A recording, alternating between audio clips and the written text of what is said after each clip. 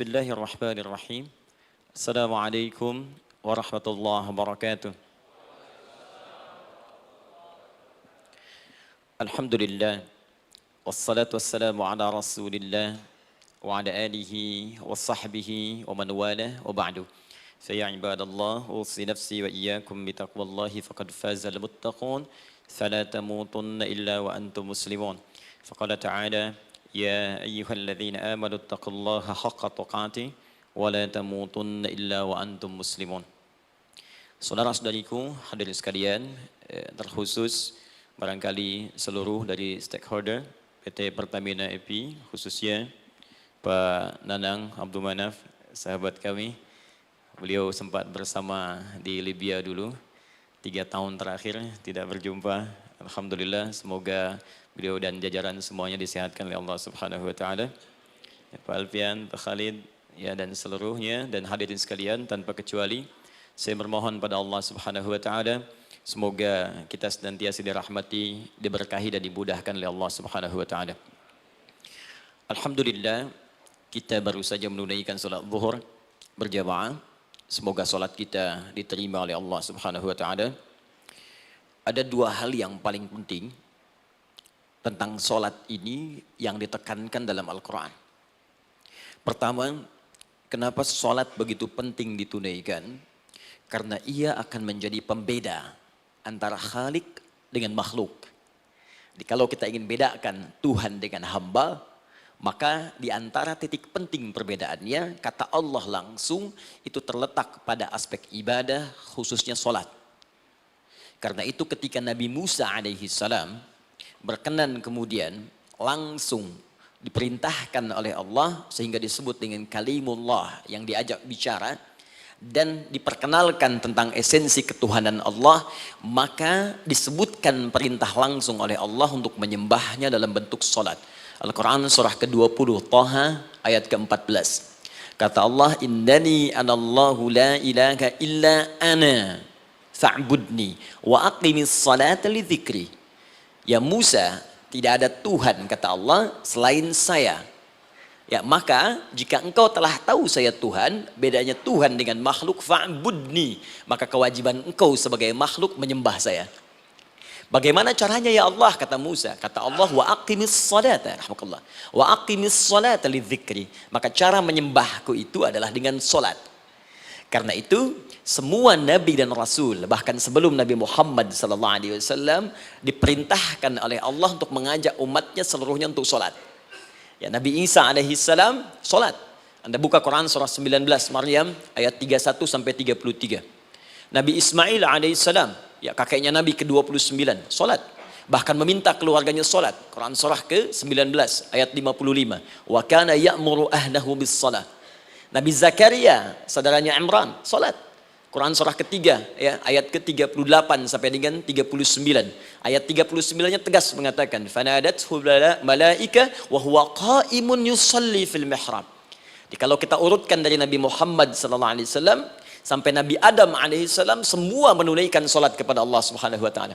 Ya Muhammad bin Abdullah bin Abdul Muttalib bin Hashim bin Abdul Manaf bin Qusay bin Murrah bin Kilab bin Ka'ab bin Ghalib bin Fihir bin Malik bin Nadar bin Kinana bin Khuzaimah bin Mudrikah bin Ilyas bin Nizar bin Mudar bin Ma'ad bin Adnan bin Addi bin Adri bin Muqawwam bin Nagur bin Tarikh bin Ya'rub bin Yasjub bin Nabit bin Ismail alaihissalam bin Ibrahim alaihissalam bin Azar atau bin Nahur bin Abir bin Kinan bin Arfakhshad bin Sam bin Nuh alaihissalam bin Mihlail Matushala bin Kinan bin Anwas bin Thith bin Adam alaihissalam.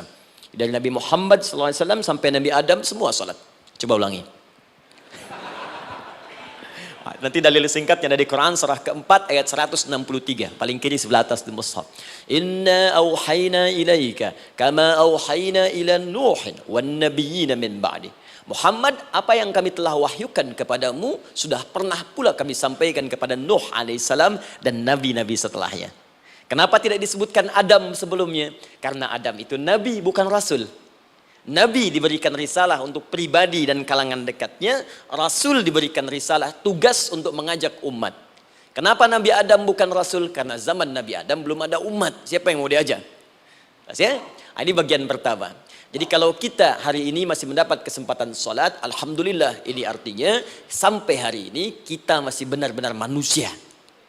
Kan kalau ada orang yang kemudian tidak mau beribadah apalagi sholat, terkhusus ketika dia beriman, maka penting dipertanyakan, masihkah ada iman dalam dirinya? Karena itu kata Allah dalam Al-Quran, surah ke-8 ayat yang kedua, aku akan perdengarkan namaku, sehingga ketika disebutkan itu, kita bisa menguji adakah getaran iman dalam jiwa kita. Quran surah 8 Al-Anfal ayat kedua. Innamal mu'minuna alladzina idza dzukirallahu wajilat qulubuhum. Sungguh orang yang masih punya iman itu, kalau diperdengarkan nama Allah kepadanya, akan ada getaran dalam jiwanya. Karena itu setiap hari 5 kali diperdengarkan nama Allah. Untuk menguji di jiwa kita masih ada iman tidak? Bahkan dari bangun tidur, bayangkan waktunya dibagi sempurna persis. Dari mulai subuh baru bangun, menjelang ke siang, mau berakhir siang ke sore, sore pindah ke maghrib, hilang kemudian muncul gelap malam. 5 kali persis dibagi waktu. Diperdengarkan untuk menguji, kira-kira setelah subuh siang masih ada nggak iman? Sore masih ada nggak? Ya Allahu Akbar, Allahu Akbar. Karena itu kalau iman masih ada melekat di jiwa kita, demi Allah saya katakan, begitu kita mendengar suara azan, pasti hati kita akan mengatakan, Allahu Akbar, Allahu Akbar. Wih, sudah azannya. Pernah begitu? Ya, walaupun mungkin setelah selesai, La ilaha illallah, baru azan, belum qomat. Ya, itu normal, gak apa-apa. Yang penting iman masih ada. Nah, ini menunjukkan ada getaran dalam jiwa. Satu itu. Yang kedua, ini yang jarang dimanfaatkan teman-teman. Jadi seringkali sholat dimaknai pada ibadah formal bagian pertama saja. Adapun yang keduanya, ini yang jarang digali. Padahal sekali saja dalam sehari, itu 5 kali Allah menunggu kita. Ternyata sholat itu satu-satunya wasilah ibadah yang disebutkan dalam Al-Quran untuk langsung memohonkan semua kebutuhan yang kita rasakan. Bahkan sebelum kita diminta sholat, itu kalimat pertamanya bukan ibadahnya. Kata Allah, kau punya masalah apa? Sedang butuh apa? Sedang punya problem apa? Buka Quran surah kedua Al-Baqarah ayat ke-45 sampai 46. Paling kanan pertengahan di usad. Wasta'inu bis-sabri was-salah. Perhatikan kalimatnya, indah sekali. Ya Allah menempatkan sholatnya bagian kedua. Kata Allah, wasta'inu, hei hambaku, jika kalian punya persoalan dalam kehidupan, maka, perhatikan kalimatnya baik-baik, wasta'inu, mintakan solusinya kepadaku.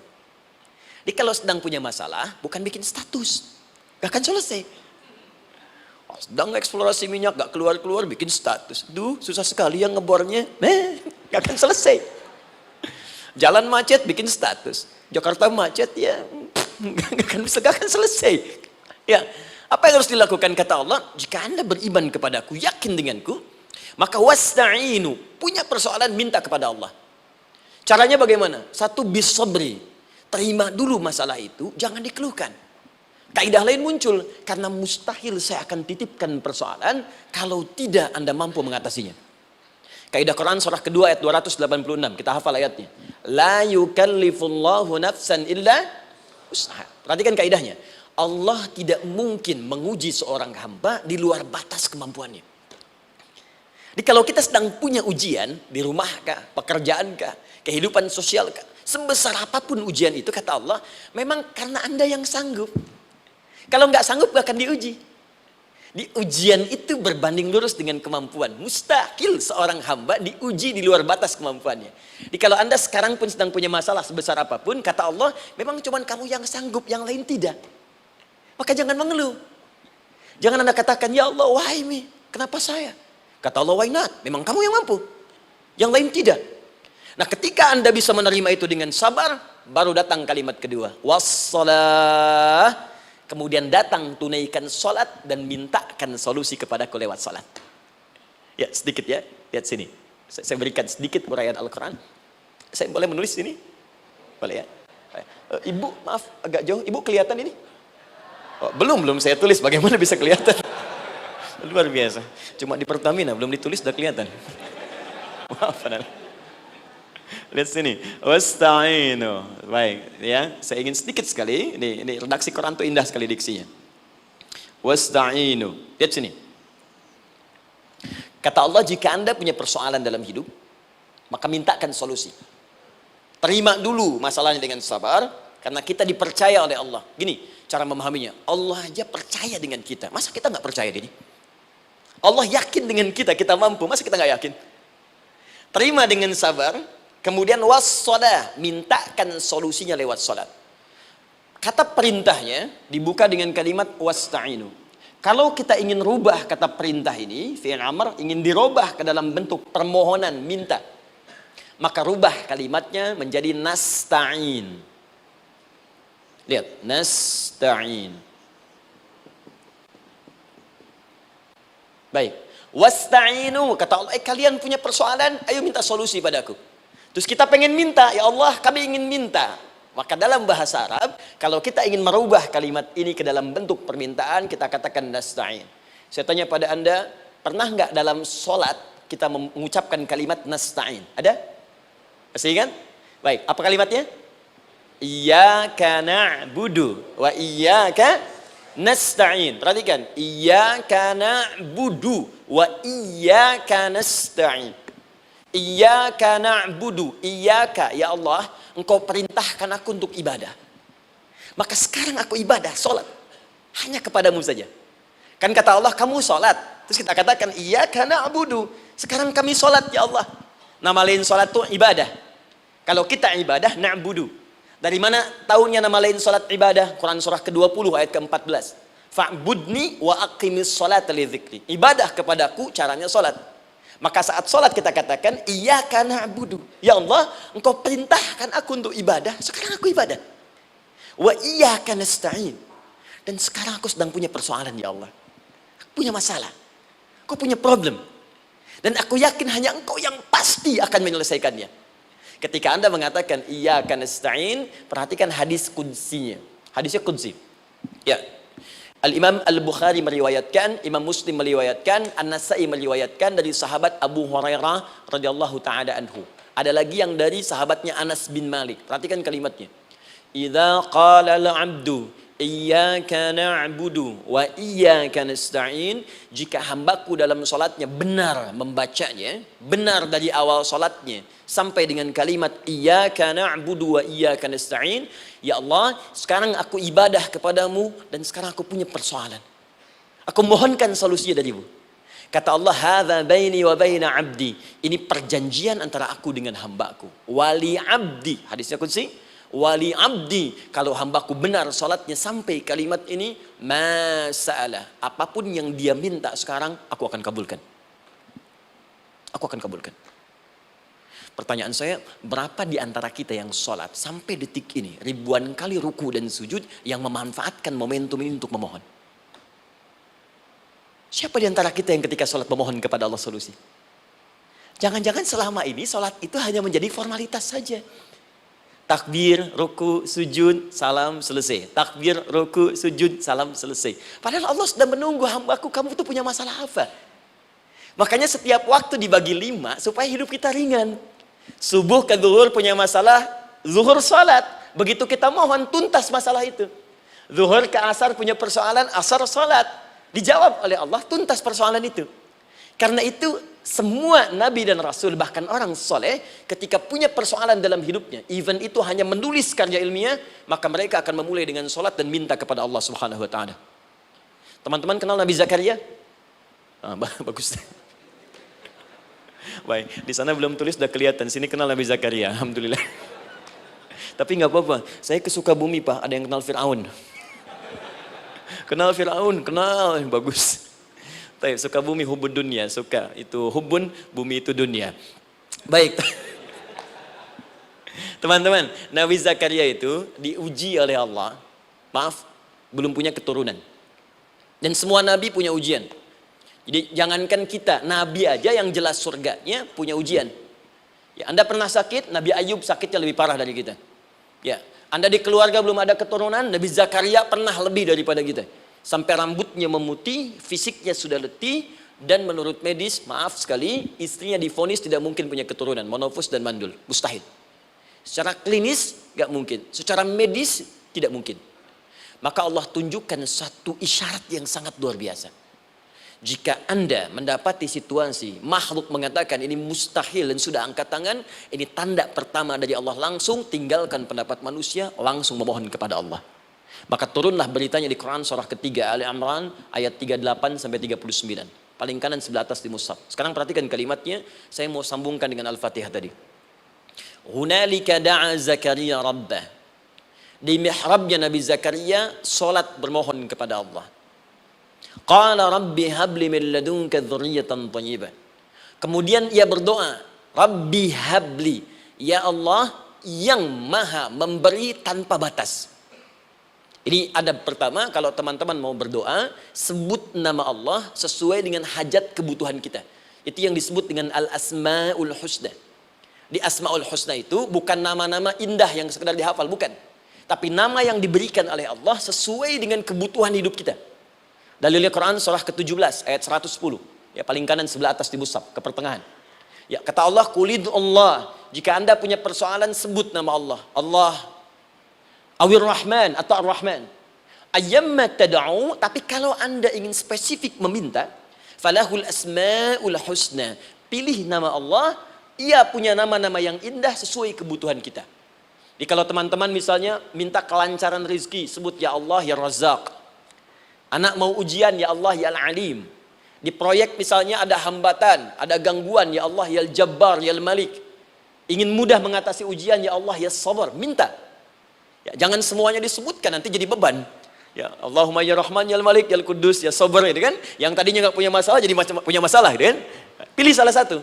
Nah, jika Anda ingin memohon pada satu hal yang mustahil menurut manusia, maka minta dengan menyebut nama Allah yang memberi tanpa batas, mustahil di dalamnya. Nama Allah tersebut namanya Wahhab. Wahhab. Ya Allah, ya Wahhab. Al-Wahhab.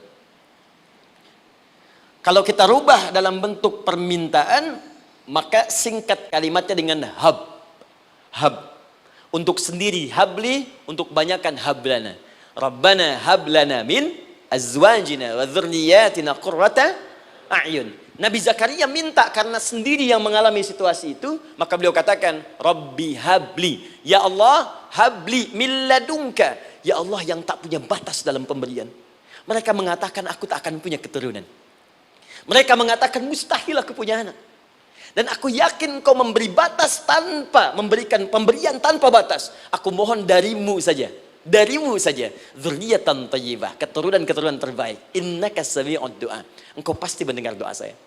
Kalau pada yang maha memohon saja, maha mendengar saja tidak mengabulkan, lantas kepada siapa lagi aku mesti minta? Tapi poinnya bukan itu. Poinnya adalah ini disampaikan oleh Nabi Zakaria dalam keadaan sedang sholat. Masih berdiri dalam sholatnya. Dalam bahasa Arab berdiri disebut dengan qaimun, qaim, berdiri. Sedang sholat disebut dengan yusolli. Perhatikan ayat 39-nya. Fanadatul malaikatu wa huwa qaimun yusolli fil mihrab. Maka seketika ketika doanya selesai dipanjatkan, sholatnya belum selesai. Doanya selesai dipanjatkan, seketika datang malaikat menyampaikan, kamu dapat kabar gembira, Anda akan punya anak, bahkan namanya langsung diberikan oleh Allah, Yahya, artinya hidup. Yang mustahil menurut manusia, lahir dari rahim seorang perempuan yang divonis monopos dan mandul, kata Allah, bagiku yang gak ada yang mustahil. Jadi dan hidup dia. Kapan itu terjadi? Masih sholat dan belum selesai dalam sholatnya, dalam keadaan berdiri. Sekarang saya tanya Anda, kita membaca iyyaka na'budu wa iyyaka nasta'in dalam keadaan ruku atau sujud? Sujud, berdiri. Berdiri teman-teman. Betul kan? Dalam keadaan berdiri saat baca Al-Fatihah. Iyyaka na'budu wa saat kita mengatakan wa iyyaka nasta'in, Allah balik bertanya, apa yang kamu butuhkan? Nabi Zakaria itu sholat dulu baru minta. Kita umat Nabi Muhammad karena keutamaan nabinya, sebelum sholat udah ditunggu. Butuh apa? Mau minta apa? Karena itu saya ingin katakan, ayo manfaatkan momentum sholat ini. Jangan sekedar kita kemudian tunaikan formalitas, tapi kita tidak mendapatkan keuntungannya. Ayo, semuanya. Dari mulai takbir sudah ada doa. Ruku ada doa. Bahkan sujud kita bisa perbanyak dalam bahasa hati kita untuk memohon kepada Allah Subhanahu Wa Taala. Jelas sampai di sini? Baik. Mudah-mudahan insya Allah doa kita dikabulkan oleh Allah Subhanahu Wa Taala. Ini baru mukaddimah, kita belum mulai. Ini pengantar. Tema kita hari ini tentang Al-Quran. Dan mudah-mudahan kita diberikan insya Allah kelancaran untuk bahasan kita. Dan topik ini insya Allah akan memberikan banyak manfaat dari apa yang kita kerjakan dalam keseharian kita. Saya mohon izin untuk melambatkan bacaan, karena tadi hanya mengantarkan saja. Teman-teman, kenapa mesti Al-Quran? Apa esensi Al-Quran? Dan kenapa Al-Quran diwahyukan pada Nabi Muhammad SAW? Apakah khusus untuk sekedar dibaca? Atau ada satu nilai yang sangat penting yang justru itu mengandung nilai mukjizat yang paling dalam dari Al-Quran?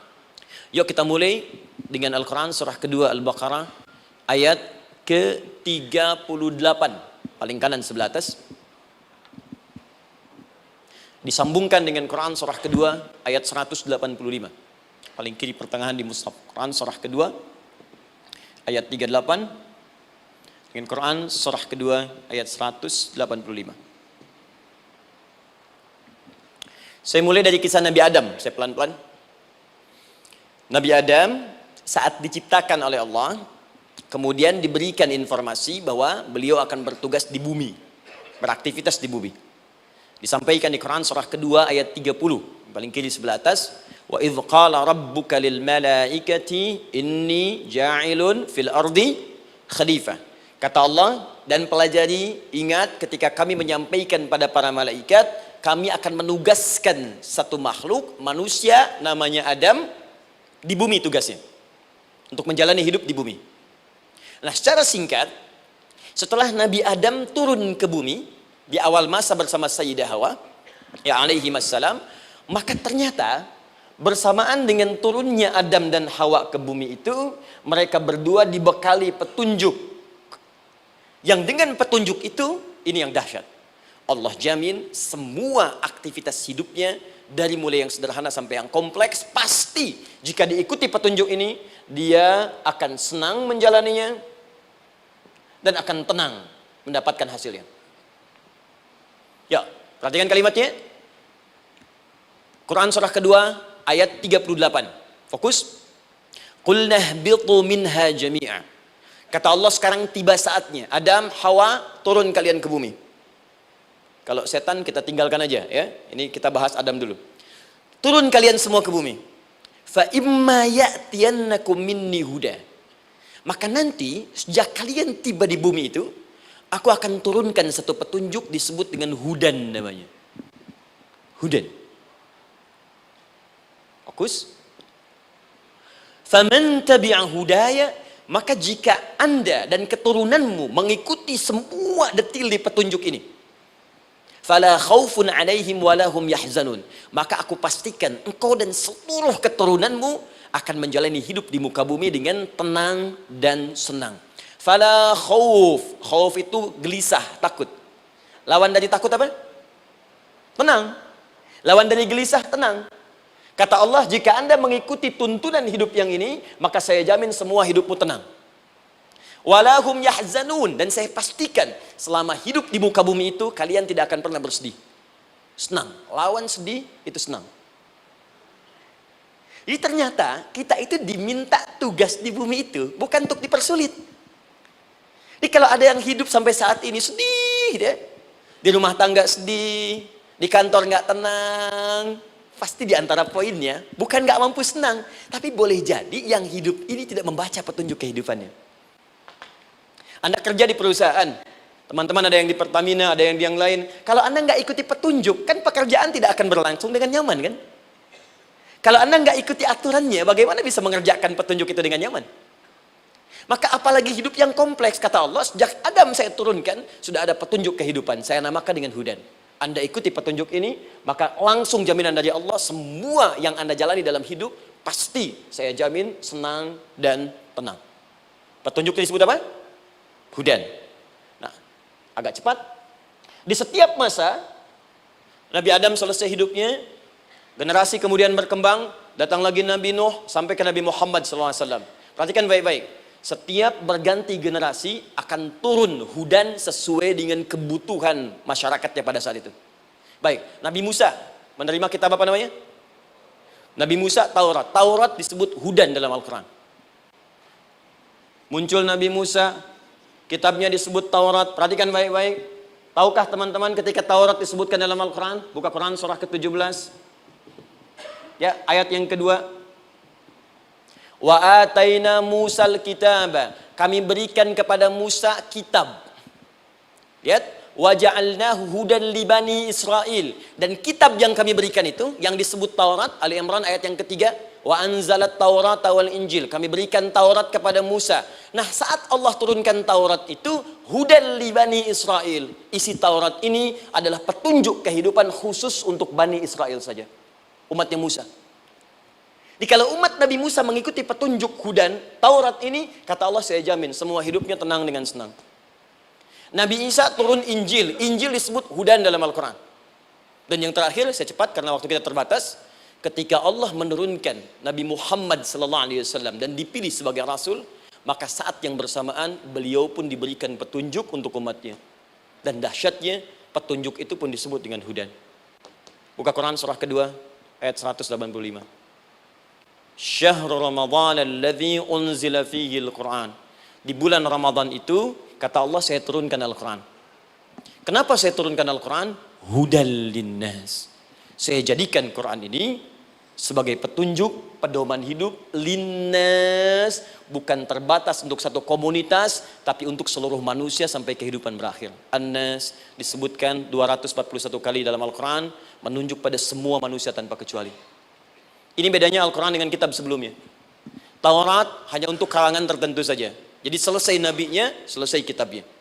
Injil hanya kalangan tertentu saja. Nabinya selesai, selesai kemudian misinya. Tapi Al-Quran tidak. Ini kalimat pertama langsung dari Allah. Walaupun nabinya wafat, tapi karena Al-Qurannya didesain oleh Allah untuk seluruh manusia sampai kehidupan berakhir, maka pasti Al-Quran itu di setiap masa akan mampu dijadikan pedoman dalam kehidupan. Nah, jadi prinsip pertama, ketika Allah menurunkan Al-Quran, sebenarnya tujuan utamanya bukan sekedar dibaca. Bukan. Tapi di dalamnya itu ada petunjuk hidup, Pak, Bu. Dan yang buat, yang menciptakan kita. Bukankah Anda kalau ingin memperbaiki sesuatu akan datang kepada penemunya, penciptanya? Anda punya handphone, ada masalah, kan datangnya ke counter handphone.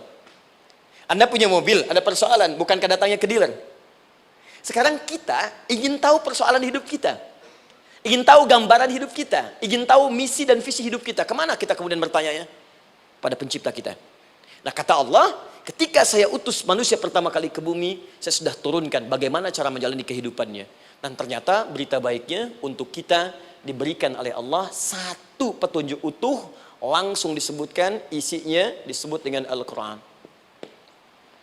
Jadi dari Al-Fatihah sampai dengan An-Nas, dia bukan bacaan biasa. Semua di dalamnya ada petunjuk kehidupan kita dari mulai bahkan dalam kandungan sampai kita wafat kepada Allah Subhanahu wa taala.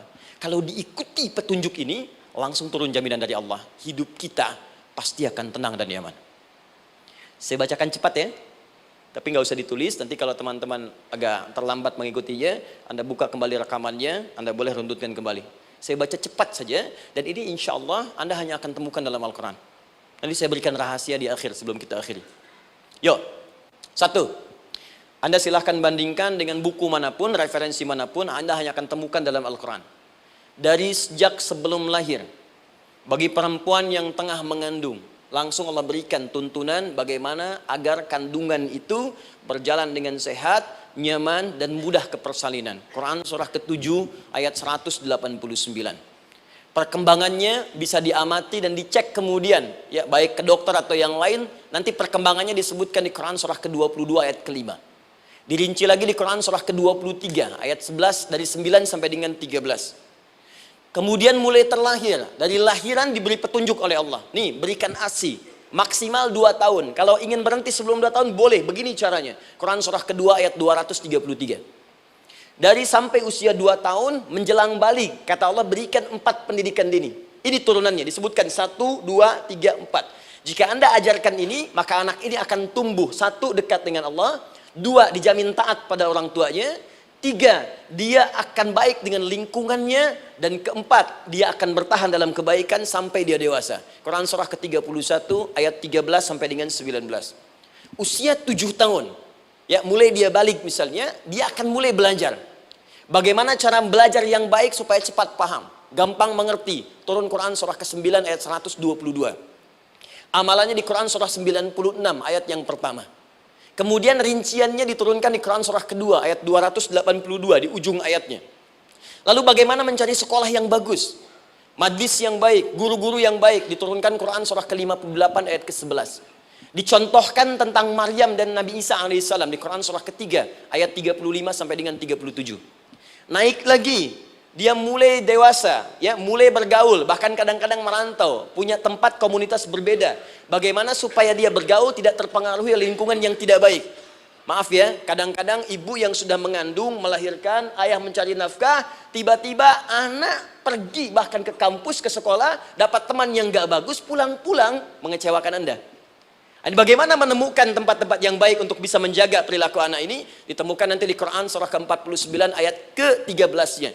Dirinci perkembangannya di Quran surah ke-12 Yusuf ayat 2 sampai dengan ayat 29-nya. Sampai ketika dia akan mulai kemudian menikah, kata Allah, pilih pasangan yang baik dengan ta'aruf, berikan mahar yang sempurna. Quran surah ke-4 ayat ke-4.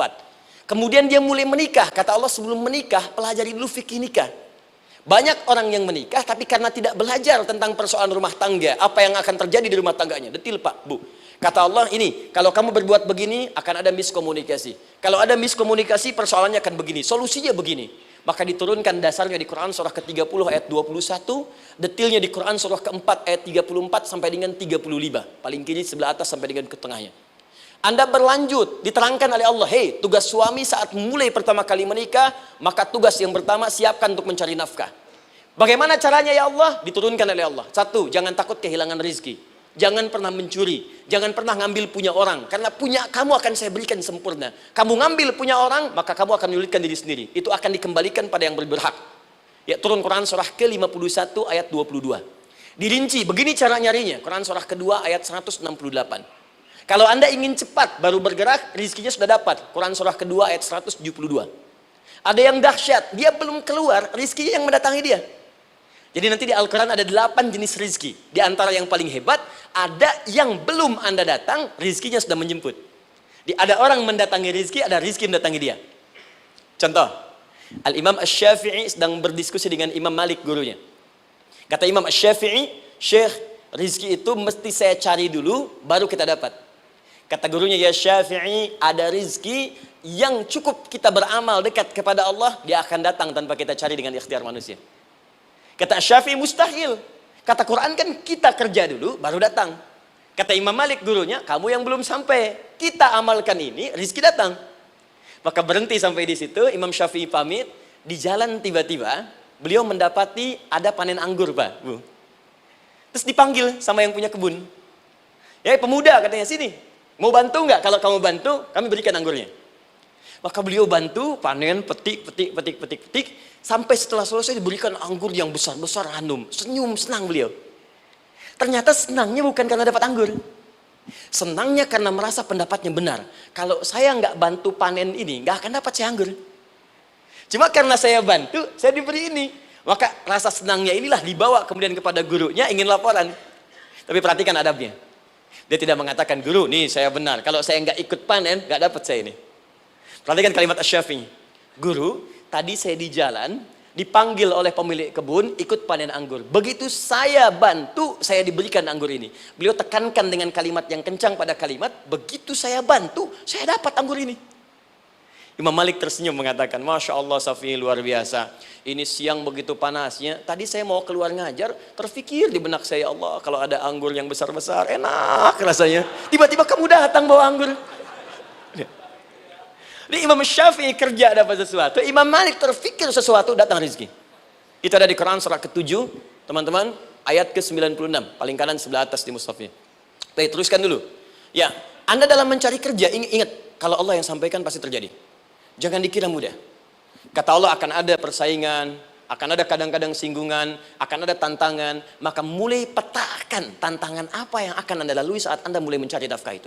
Maka turun Quran surah kedua ayat 214, paling kanan sebelah bawah. Am hasibtum an tadkhulul jannata. Hei, apa kamu mudah begitu saja mengira akan sukses dalam pekerjaanmu? Bahkan bisa diartikan surga, ingin masuk surga. Walamma ya'tikum mathalul ladzina khalau min qablikum. Sebelum engkau diuji seperti orang sukses dulu pernah sukses. Lihat mereka. Enggak ada orang sukses yang instan. Cuman balikan telapak tangan dapat, tidak. Kata Allah, lihat orang-orang dulu. Lihat orang-orang hebat dulu, bagaimana mereka bisa kaya, bisa sukses, bisa punya posisi. Masat umul ba'sa, petakan olehmu tantangan apa yang akan dihadapi saat engkau bekerja itu. Satu, kata Allah ba'sun, ada yang ringan. Ya, ba's. Ba'sa jamak dari kata ba'sun. Dua, dara. Dia sudah menengah, jamak dari kata durun. Tiga, zilzal. Ini yang paling tinggi puncaknya. Jadi kalau Anda sudah mendapatkan ini, yakinlah, berarti Anda akan mendapatkan posisi yang tinggi. Karena mustahil orang besar diuji dengan ujian yang kecil. Zilzal, ini bagian ketiga. Ba'sa, ba'sun, mulai. Kira-kira tantangan-tantangan ringan apa saja yang akan Anda hadapi? Ya, kalau saya contohkan misalnya dengan contoh yang lain singkat, Anda mau ke masjid, ingin konsisten, mulai hijrah, ingin dekat dengan Allah, tiba-tiba yang tadinya nggak mau ke masjid, mulai ke masjid, diuji dengan hujan. Yang kecil, rintik-rintik, shower. Begitu hujan, orang Arab mengatakan kalau hujannya bisa lewat tanpa payung pun, orang Arab mengatakan la ba'sa. La ba'sa ini ringan. Orang kita sambungin, labas. Dari bahasa Arab, lewat. Nah, jadi kalau Anda mau berangkat nih, siap bekerja, siap hadapi tantangan. Baru mau lewat hujan kecil, berarti itu tantangan kecil kita lewati. Macet, petakan, cari jalan yang kemudian sempurna, jalan yang kosong, buka Google-nya, buka Waze-nya, buka map-nya, cari. Jadi kalau pada yang kecil aja belum kita lewati, bagaimana mendapatkan yang besar?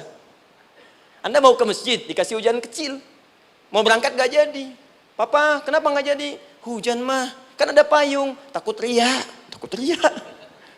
Tuh. Setelah itu dara, maaf, tantangan fisik. Kadang-kadang mulai ke fisik, mulai mengganggu. Ya, maaf, dirincikan kemudian oleh Al-Quran. Turun Quran surah ke-21. Ayat 87 sampai 88, kisah Nabi Yunus alaihissalam. Yunus beraktivitas, bekerja, bukan berarti nggak ada tantangan. Kadang-kadang dibawa, kadang-kadang diusir, kadang-kadang Anda dapat misalnya proyek, kadang-kadang sudah mulai, masukkan tender, tiba-tiba gagal, diserobot orang, kadang-kadang orang yang dapat, Anda yang ngajukan, itu biasa. Kata Allah itu biasa, bukan cuma Anda, yang lain pun ada. Bukankah Allah ajarkan kisah Sayyidah Hajar alaihissalam dengan Ismail? Bukankah bolak-balik naik Safa Marwah, kadang di atas, kadang di bawah, kadang lihat peluang sampai Marwah ternyata bukan air. Terkadang Anda yang bekerja, tim yang lain yang mendapatkan karena kerja keras Anda bisa jadi terjadi. Bukankah yang kerja keras Hajar yang dapat Ismail? Mungkin Anda yang konsep, yang dapat minyaknya orang lain. Mungkin Anda yang kerjakan, yang suksesnya teman Anda, gak ada masalah. Dan itu kemudian akan bermanfaat bagi Anda. Tidak mungkin setiap keringat yang keluar dari diri kita mustahil kecuali akan melahirkan manfaat yang kembali pada diri kita. Tantangan. Tapi yang paling dahsyat ini yang nggak ditemukan di sebagian referensi yang kita baca. Ketika Allah menjelaskan semua tahapan-tahapan tantangan ini sampai ke puncaknya zilzal. Zilzal itu kalau bahasa sekarang gempa. Ada ujian yang menggoncang hati kita. Ketika Anda kerjakan, ya Allah, tantangannya dahsyat. Kenapa mesti saya, ya Allah? Kau nggak selesai-selesai, ya Allah. Itu wajar, teman-teman. Itu biasa. Kata Allah, orang dulu saja mengatakan, mata nasrullah, kapan ini selesai? Berbahagialah kalau teman-teman sudah mendapatkan tantangan puncak yang paling tinggi ini. Ini artinya Allah sedang mempersiapkan Anda menjadi orang besar di kemudian hari. Dan cara mengatasinya diturunkan Quran surah ketiga ayat 142, paling kiri sebelah atas. Perhatikan dahsyatnya. Yang pertama diterangkan tantangannya, yang kedua dijelaskan cara mengatasinya. Saya mau berhenti sampai di titik ini, nanti saya terangkan cara berinteraksi dengan Al-Quran. Ya, perhatikan baik-baik. Kata Allah, jika kelak engkau sudah bisa memetakan tantangan ini, maka siapkan solusi untuk mengatasinya. Ayatnya dibuka dengan kalimat yang sama persis. Saya pernah sampaikan teori ini di dua perusahaan besar di Indonesia. Yang pertama ada salah satu perusahaan, karena ini direkam saya nggak sebutkan perusahaannya, perusahaan otomotif besar, sedang turun gratis, kemudian juga ada inflasi yang tinggi. Terus saya terangkan teori Quran. Dia praktekkan berhasil, Pak. Padahal saat itu saya presentasi di depan non-muslim. Non-muslim. Sales-sales se-Indonesia dikumpulkan, saya bedah tentang ini. Dan mereka berhasil. Sampai sekarang naik lagi. Yang kedua sama, ini direkturnya juga non-muslim. Tapi nggak apa-apa, kita diskusi. Dan mau mendengar teori ini. Dan praktekkan, naik. Ya, dulu di satu perusahaan minyak juga. Sedang turun, karyawan semua dikumpulkan. Lalu kita bahas tentang ini, kita terangkan. Yang ini yang paling menarik dari Al-Quran. Kalimatnya sama persis. Quran surah ketiga ayat 142. Am hasibtum an tadkhulul jannata. Apa Anda duga akan begitu mudah mendapatkan kesuksesan dalam hidup? Tolong fokus baik-baik. Jangan selalu mengartikan jannah dengan surga. Karena asal kata jannah itu artinya kesuksesan, kebahagiaan yang belum tampak. Surga, kenapa disebut dengan jannah? Karena itu puncak kebahagiaan kita yang belum nampak sekarang. Saya kasih rahasia ya. Ini antara kita saja nih. Kalau ada kata jim dengan nun di depannya, itu pasti tidak nampak, tersembunyi. Apapun tambahannya. Ya, misal, jin kenapa disebut dengan jin? Karena memang ketika diciptakan, dia tidak tampak, tersembunyi.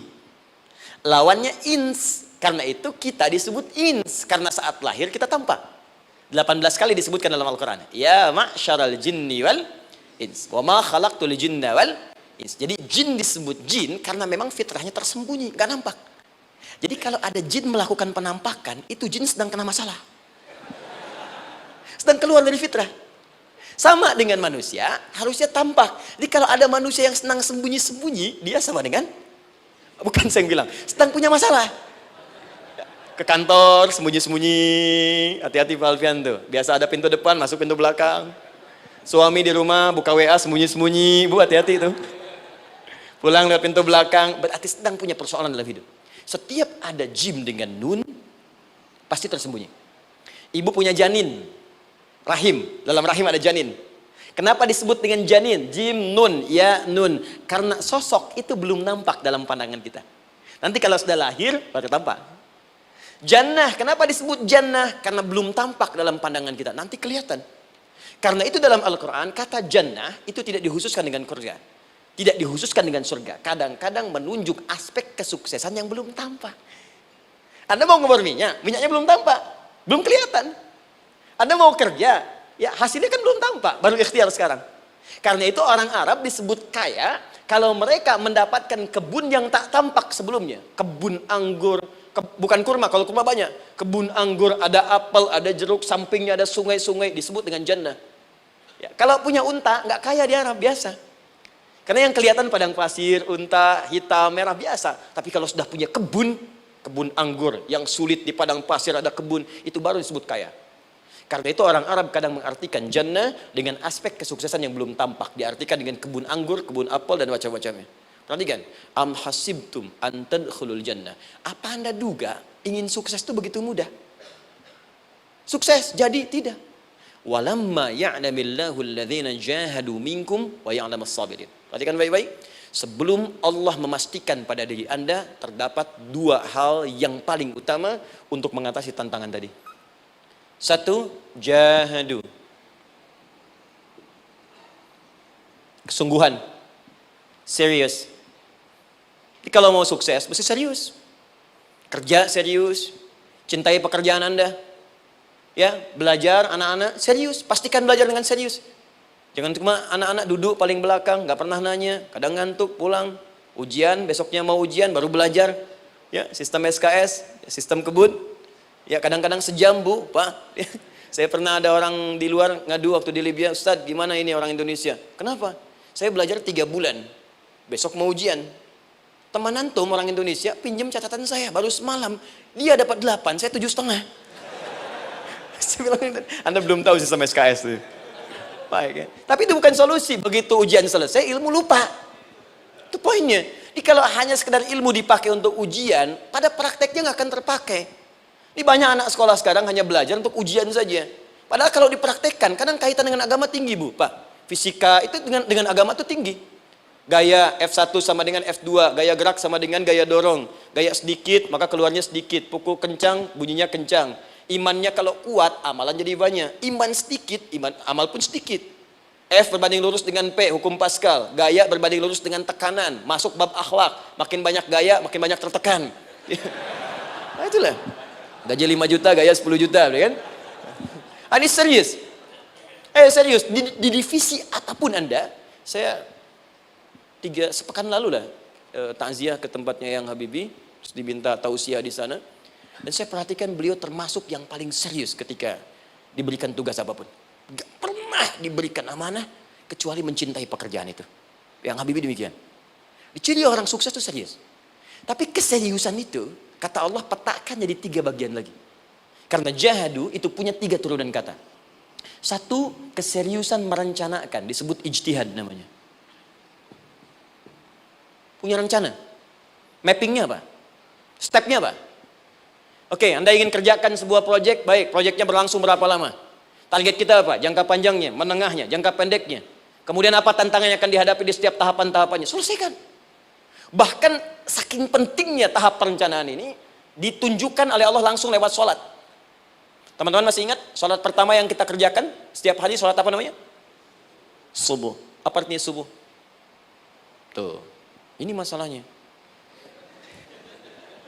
Ini kata Al-Quran sendiri ya, kata Al-Quran sendiri. Nanti akan ditemukan orang yang ibadah tidak paham apa yang dikerjakan dan dilakukan dalam ibadahnya. Contoh sholat. Kata Allah akan ada orang sholat yang saat sholat tidak mengerti apa yang ia baca dan dia lakukan dalam sholatnya. Jujur tanyakan pada diri kita. Sampai detik ini, dari sekian ribuan kali ruku dan sujud, berapa persen bacaan sholat yang kita pahami? Jangan-jangan kita ruku tapi nggak ngerti yang dibaca. Sujud tak paham yang diungkapkan. Bagaimana bisa khusyuk? Mustahil. Maka kembali ke sini. Kenapa sholat pertama itu disebut dengan subuh? Teman-teman, ternyata semua nama sholat dari subuh sampai isya, plus bacaan dan gerakan dari takbir sampai salam, itu bukan sekedar gerakan semata. Semua ada artinya, ada maknanya. Dan diajarkan oleh Nabi langsung.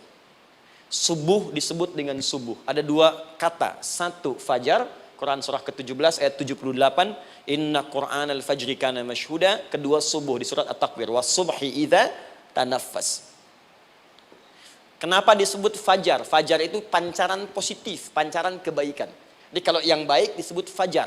Kalau yang jelek disebut fujur. Fujur ada di Quran surah 91 ayat 7 sampai 8. Wa nafsi wa ma sawwaha fa'alhamaha fujuraha wa taqwaha. Fujur itu rambatan, gelombang buruk yang muncul dari nafsu. Ya, ditembuskan ke elemen tubuh kita. Misal gini. Tiba-tiba pengen marah. Ya, di tubuh kita mengatakan melotot, maka ini ada pancaran di hati kita nyambung kemudian ke mata. Ini rambatan dari sini ke mata disebut fujur namanya. Mau ke tangan pukul, masuk ke tangan. Itu rambatannya disebut fujur namanya. Ya. Yang baiknya disebut fajar. Ya, misal saya ingin sholat, tiba-tiba hati mengatakan sudah azan, merambat ke kaki, cepat melangkah. Cepat wudhu. Nah, itu rambatannya disebut fajar namanya. Atau infajar. Ini pasti ada, ya.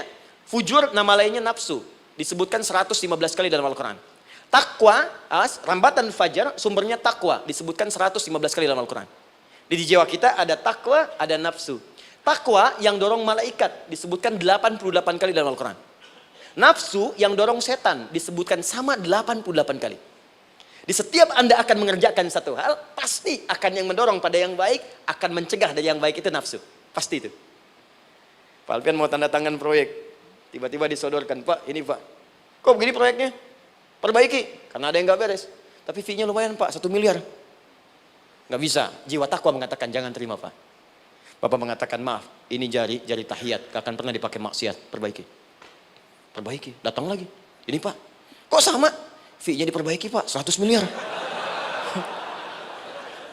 Nafsunya mulai berkata, terima. Takwanya bilang, jangan. Akhirnya beliau katakan, tangan tahiyat gak akan pernah dipakai maksiat. Tapi tunggu, saya istiqoroh dulu.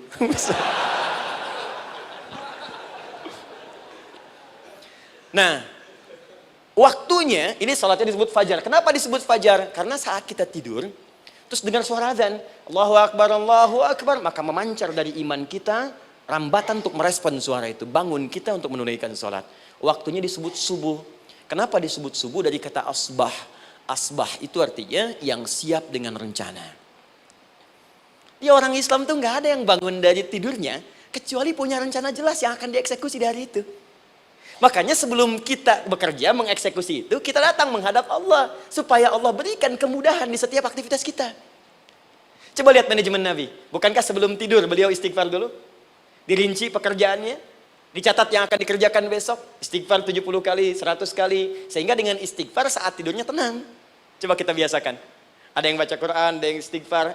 Kalau nggak percaya silahkan cek. Begitu Anda lakukan, tidurnya enak. Besoknya rencana itu sudah siap. Makanya ketika bangun, siap jam 7 mau kemana, jam 8 ada di mana, jam 12 kerjakan apa. Sebelum mengerjakan itu, datang kepada Allah, sujud, ya Allah, saya punya rencana ini tolong mudahkan. Begitu caranya. Itu yang disebut dengan subuh. Nah, sekarang kembalikan peta hidup kita mau seperti apa ke depan. Ijtihad. Yang kedua, kalau sudah jelas konsepnya, visinya sudah ada, maka jihad. Yang kedua jihad. Jihad itu eksekusinya, aksinya, actionnya, perjuangan fisiknya. Rencananya apa? Tahajud malam nanti. Bismillah. Jam berapa? 2:30. Baik, yuk kita mulai rencanakan. Eksekusi rencananya.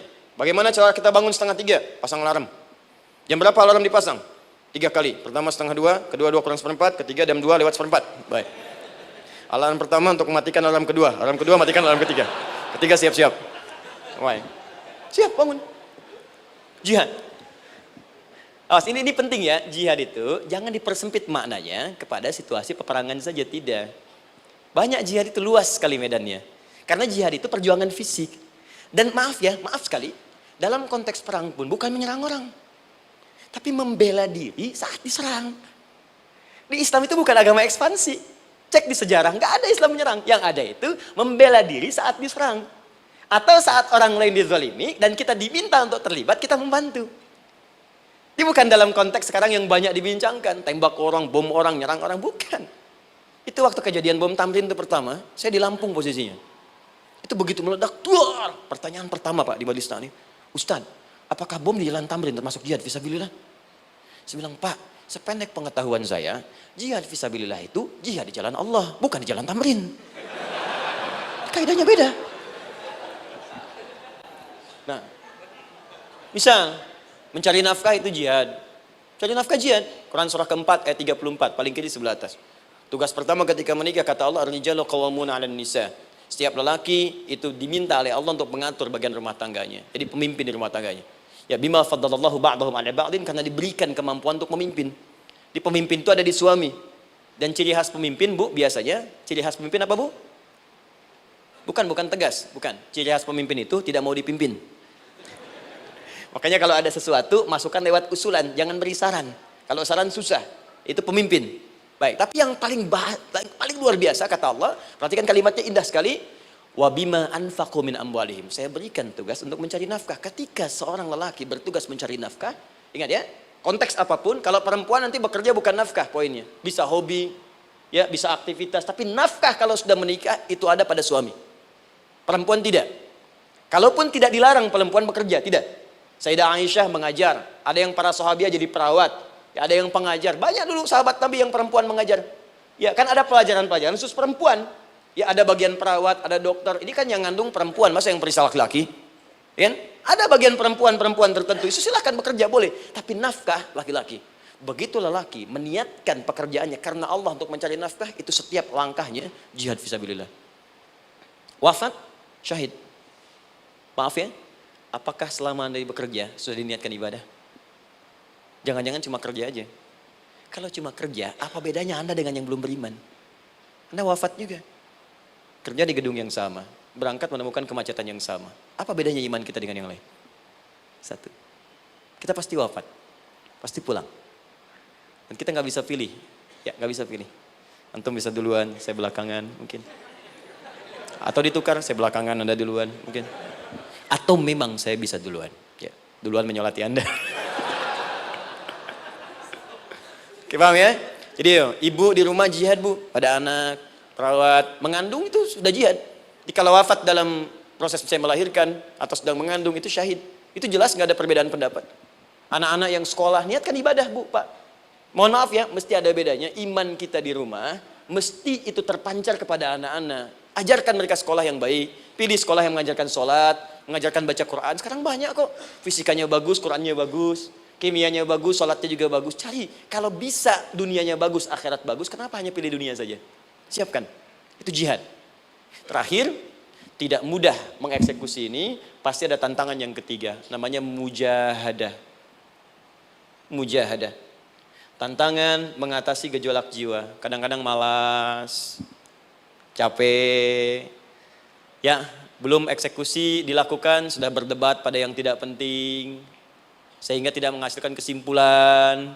ragu-ragu, khawatir, maka atasi semua itu. Turun Quran surah kedua ayat 216. Kutiba alaikumul qitalu wa huwa kurhul lakum. Kalau engkau sedang tidak nyaman, maka perangi ketidaknyamanan itu jika engkau ingin mendapatkan kesuksesan yang telah engkau cita-citakan. Asa an takrahu syai'an fa huwa khairul lakum. Boleh jadi apa yang engkau tidak rasakan sekarang, engkau rasakan gak enak, gak nyaman, di balik itu Allah sedang siapkan sesuatu yang lebih baik untukmu. Wa asa an tuhibbu syai'an fa huwa syarrul lakum. Mungkin yang engkau harap-harap sekarang boleh jadi itu belum baik untukmu sekarang. Allahu ya'lamu wa antum la ta'lamun, karena Allah lebih tahu masa depan, engkau pikiranmu pendek sampai di sini saja.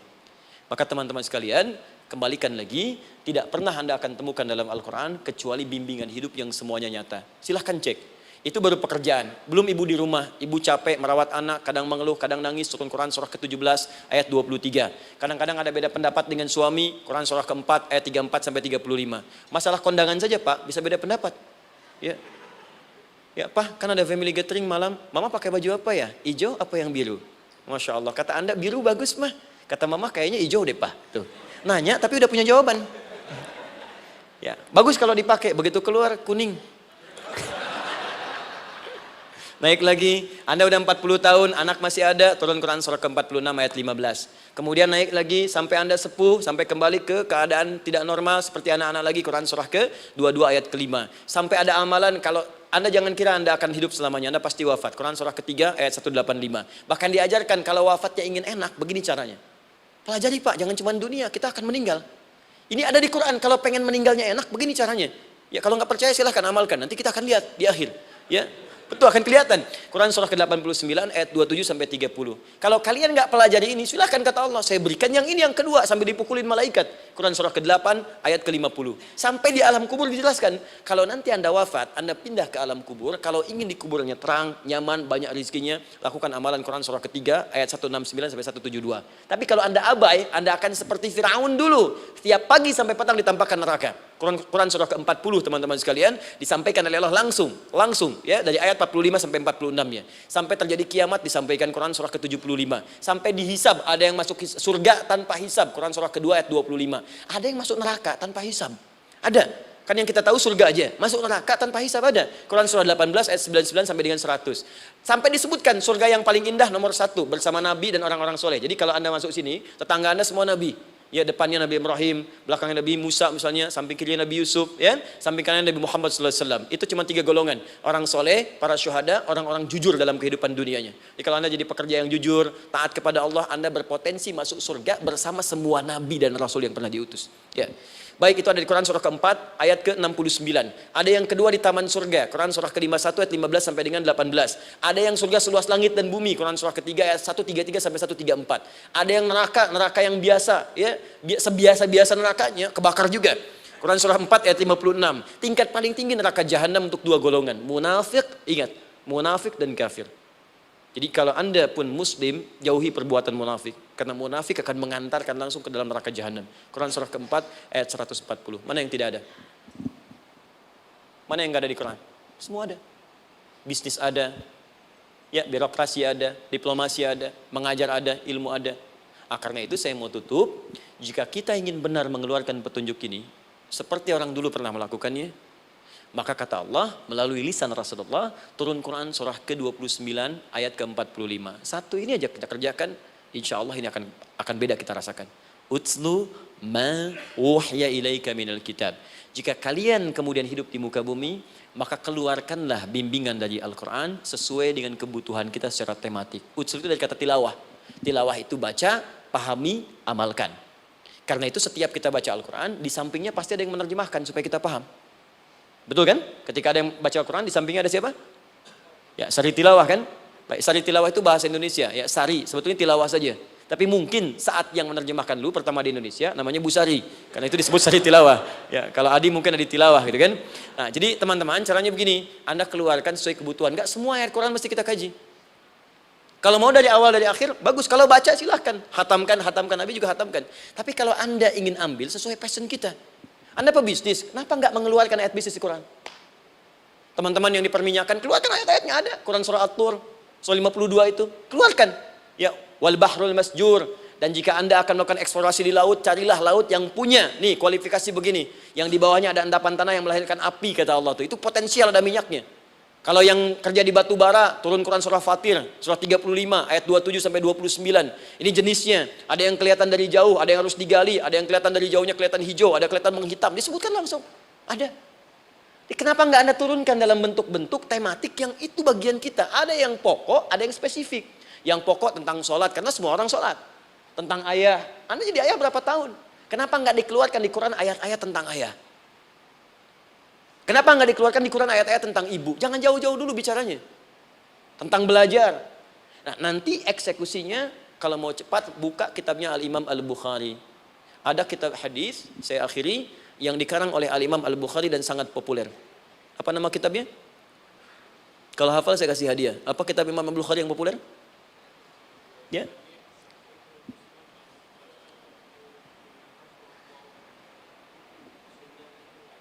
Baik, Anda saya kasih hadiah umrah. Baik. Insyaallah. Januari awal, insyaallah ada yang kami hadiahkan umrah dari atlet peraih Asian Games. Ya, Anda boleh ikut nanti. Ya, ada juga saya senang saya cinta dengan bangsa ini. Dia ada peraih Asian Games medali emas yang kemarin. Itu akan kita berangkatkan umrah semua peraih medali emasnya. Nanti gelombang pertamanya bulan Januari. Ya 2020 nanti sekitar 3 bulan lagi insyaallah Anda nanti akan mengikuti. Ada juga nanti dari kalangan Polri, ada TNI juga yang akan ikut dan saya sertakan. Baik. Al-Jami As-Sahih Al-Musnad Al-Mukhtasar min umuri Rasulillah sallallahu alaihi wasallam wa sunanihi wa ayyami. Itu namanya. Ayo ulangi. Disingkat Sahih Al-Bukhari. Kenapa saya bacakan lengkap? Bukan karena singkatannya, tapi banyak orang sekarang baca buku, baca kitab hanya langsung ke isinya. Padahal setiap ulama ketika menuliskan judul kitabnya, itu pasti ada petunjuk di dalamnya. Kata Imam Al-Bukhari, Al-Jami As-Sahih. Kitab ini saya buat sebagai petunjuk umum miniatur kehidupan Nabi yang bisa kita ambil hikmahnya sekarang. Jadi kalau kita pengen tahu bimbingan Nabi di masa lalu, supaya kita terapkan sekarang, buka kitab saya ini. Semuanya mustad bersambung kepada Nabi. Sahih saya pastikan, saya teliti satu-satu. Al-Mukhtasar, saya persingkat gak bertele-tele. Nah ini poinnya.